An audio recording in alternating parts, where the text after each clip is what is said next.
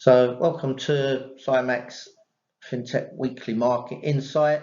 This is part 4, so this is all based around technical analysis.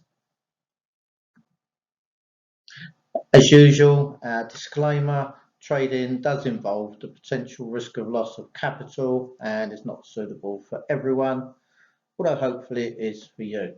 Now, just be aware of leverage because you can lose substantially more than that initial investment that you make. Everything that's included in these is just purely for educational purposes. We are not trying to encourage you to trade or invest. That has to be your decision.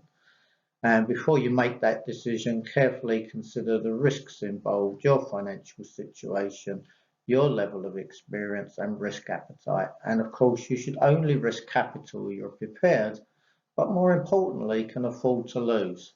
If you've got any doubts whatsoever, seek independent financial advice before you risk your capital. Please, that last bit is so important. Until you understand trading, do not try and trade live. Practice, practice, practice with a demo. Okay, so here comes our technical analysis section. Just a reminder of the what all the colors and stuff means on the charts. So on the right hand column, if there's black numbers, they are support and resistance levels that I've identified generally from trend lines. Brown numbers are going to be breakout levels. Claret numbers are going to be where I've sort of identified levels from just seeing support and resistance in there, or they could be based on double or triple tops or bottoms. Just be aware that one or two of them, especially the brown one, may clash with the pivot points, and if there's any Fibonacci, which I don't think there is this week. Okay, so let's start off with the Dow. Stocks on Friday sort of had a reasonable performance. They finished towards the highs. When we look at the Dow, I've got resistance on the daily at 32,861 and support at 31,944. When we look at the 30-minute, we've sort of got it closing up in that sort of little up channel. I've got resistance at 32,487 with support at 32,412, 32,078 and 31,944. So just remember, all of this data is based on futures. So these are futures prices that I'm giving you here. So for the S&P daily, I've got resistance at 41.32, 40.68 with support at 39.30 and 38.55. Moving on to the 30-minute, I've got resistance at 40.11 and support at 39.85, 39.37. As you can see, the pivot points are on here, and it nicely sort of rejected the S1 level several times during the session. Nasdaq daily resistance at 13,102, support at 12,675 and 12,000. On the 30-minute, again, just finishing that little uptrend, got resistance at 12,988 and 12,925 with support at 12,869 and 12,675.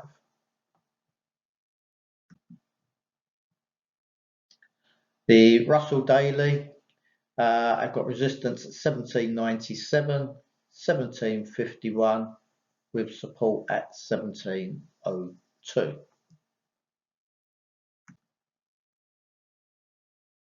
On the 30-minute, resistance 1774 and 1751, support 1741 and 17.08.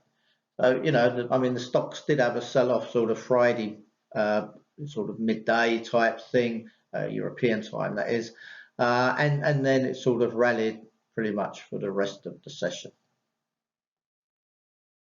So as you can see there again with the Russell, it did go down and test that S1 level on the pivot points. Pivot points have been used for decades by pro traders. And if you don't understand them, you don't understand how to trade them, then contact us. We can help you to do that. I mean, we provide technical analysis courses, and we don't just include candlesticks. We include other chart types and things that you can use as well to help you with your decision making. So looking at a couple of the currencies as usual. So this is cable, the pound against the dollar, and here, the dollar had a pretty mixed week, really. Resistance I've got at 123.75 and 123.13. Support at 120.75 and 119.49.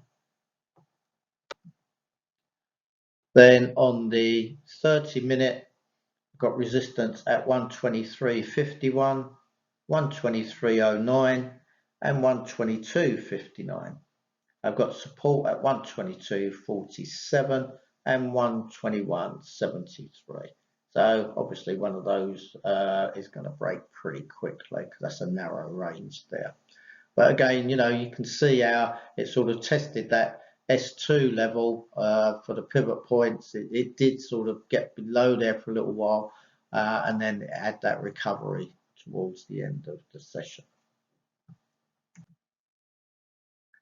On the euro versus the dollar, I got resistance at 109.96, support at 106.76 and 106.00. It just seems to struggle when it gets to that 110 area still.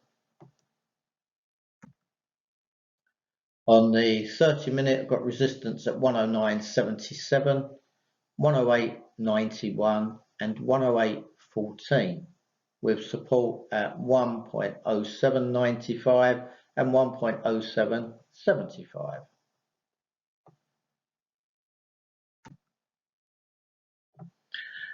Moving on to Bitcoin, as I said in some of my early analysis, it seems to be sort of at the moment like the digital gold almost, where people are more nervous of the banks. And, has it become an Avon class of its own? Okay, so on the daily, I've got resistance at 29.375 and 28.872, with support at 27.365 and 23.990.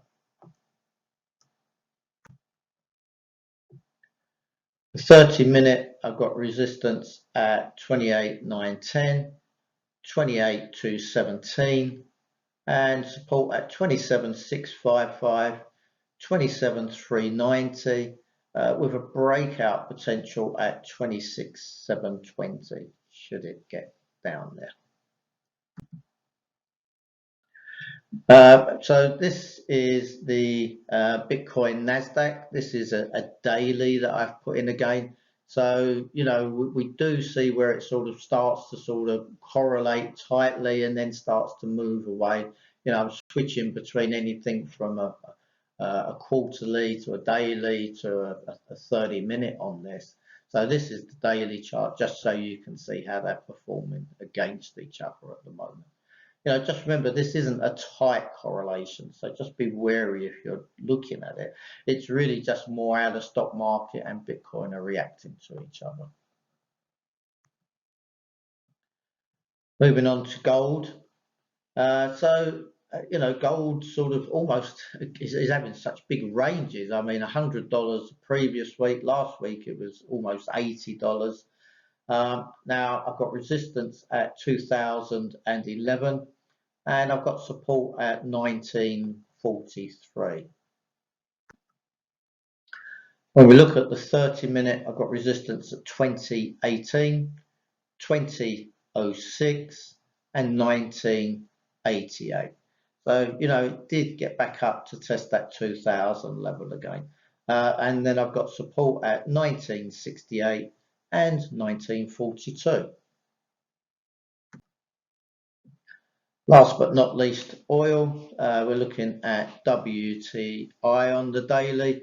I've got that nice resistance line in there, around about the 72.18 level. And just remember a while back, the range was 82 to 72, and then it sort of broke down from the 72s and below the 70s. It actually got below 65. So, and back up to 71. So, it's sort of still got ranges, but it's just that range is sort of moving slightly. So 72.18 for resistance, 66.84 for support. And then finally on the 30-minute, I've got resistance at 72.24, 69.39, with support at 66.87 and 65.84. So that's the end of the analysis. As usual, just a reminder of some of the services that we provide to help traders. Obviously, it's why we do this, is to help you prepare for next week. And then we also include to our subscribers daily newsletter. That includes fresh chart levels each day, fresh pivot points, breakout levels. I had people contacting me on Friday saying that they did well using one of those breakout levels. So fantastic, well done. Now, if you want to sort of improve on your knowledge in some areas, we do one-day workshops just to help you fill in those gaps. One week courses, that can really sort of help you build those foundations, strong foundations to turn trading into a career. And then if you're really serious about trading, then we've got our comprehensive masterclass. This has been designed especially to provide you with all the knowledge and trading tools, that are going to be required to navigate today's markets, and that's on any asset class as well, which is really important because you never know what's right for you.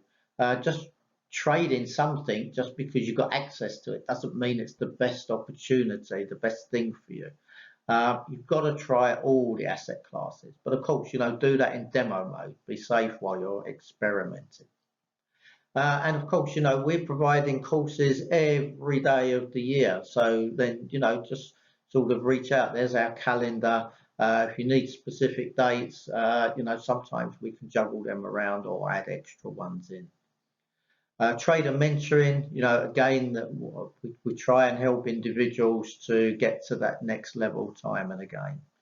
We consult to companies to help them with their hedging for foreign exchange and commodity exposure, trading educational content to individuals, exchanges, brokers, everything all round. We do lots of webinars even just to sort of constantly keep traders up to date with what's going on. And then, of course, if you're lacking that capital to get into trading, and that's the only thing that's holding you back, then you can look to qualify for a funded account through our partner Nordic Funder, and there's a link to that for you to use. You never know, they may even offer you a discount. Any questions or anything, contact us, info@cymaxfintech.com. Any trading questions you'd like to ask me personally, then it's chris.tubby@cymax-int.com. That only leaves me to say I wish you a great trading week, a great week in general actually, and just be lucky.